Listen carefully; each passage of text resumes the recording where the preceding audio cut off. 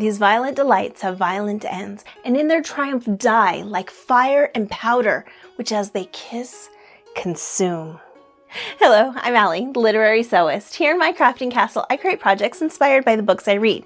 Today, I'll be discussing Chloe Gong's debut novel, These Violent Delights, while adding a floral applique to one of my favorite summer dresses.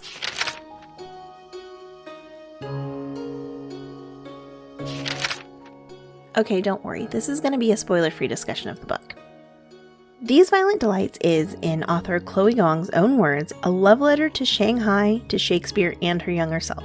The story is set in 1920s Shanghai, which is in the midst of a huge cultural shift as Western societies have begun to take over and influence their lives.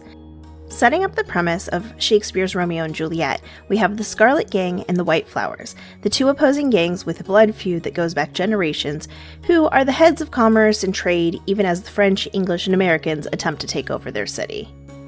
Juliet Sai is the heir to the Scarlet Gang. Her father, while still the head, is out to maintain the status quo, with traditions and the ways that have always been. Juliet, however, is not pleased with her father's relaxed way of doing things and gets more and more angry as she sees the Westerners taken over. Roman Montagov is, on paper, the heir to the White Flower Gang. They are the Russians who relocated to Shanghai nearly a century ago in order to avoid the Bolsheviks. These two families have been at odds with each other, with events that came to a head when Juliet and Roma were a little younger, events that led to Juliet being sent to America for her education. As children, Roma and Juliet had sort of a hidden friendship, knowing that their families would never allow it. Now that Juliet has returned and they thoroughly hate one another, what will happen when events cause their lives to cross paths?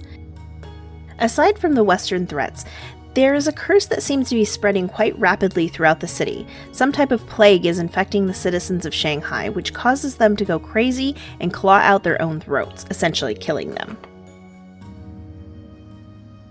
Between the biological threats and the humans from other cultures, will the Scarlets and White Flowers survive? Will Roma and Juliet be able to work together to save their way of life? Okay, enough about this Romeo and Juliet retelling. Do you have a favorite Shakespeare play? Let me know down in the comments and tell me, what change of location would you like to make into a retelling for that story?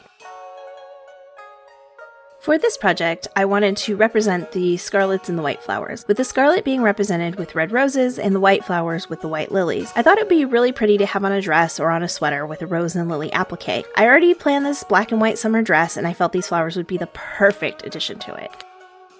This was an overall 4-star read for me. I really very much enjoyed its progress and development. While it's not an exact or even near exact retelling of Romeo and Juliet, as marketing would lead you to believe, there are some very strong elements of that story.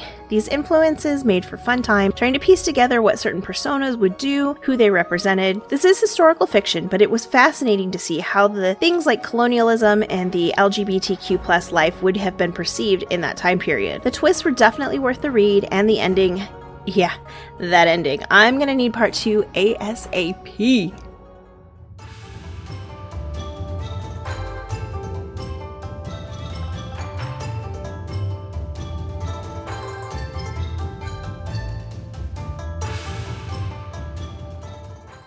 Montagovs and Sais. That's right, I'm in the middle.